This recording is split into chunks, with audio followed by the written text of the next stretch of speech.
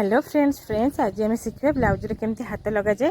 तो देखो यहाँ हूँ आम ब्लाउज आधे आम हाथ लगे एवं कौन करवा ना आम आधे हाथ लगेगा।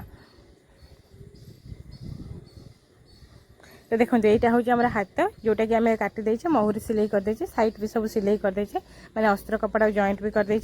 एवं कौन करवा ना आम या दी भांग करदे दी भांग करके आमर जोटा मझी जगह हो से मझी जगह आम टे मार्क करदे।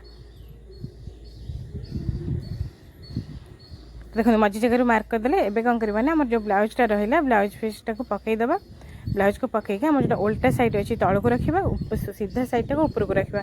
तो सीधा साइड ऊपर को रखी एवं कौन करवा ना हाथर सेमती सेम भाव में सीधा साइड टाक ऊपर रखा उल्टा साइड टाक ऊपर को रखा। तो मझी जगह जो से मझी जगह आम कौन करना ब्लाउज कांधरे रखा से मझी जगह कांधे रखिकी उल्टा टाक ऊपर को रखा सीधा टाक तौक रखा।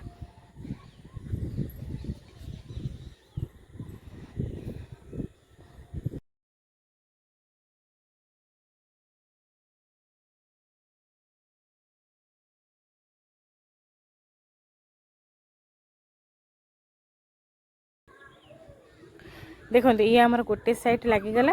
एबे कौन करवा ना आम आउ गोटे साइड से भाई भाव लगेदबा।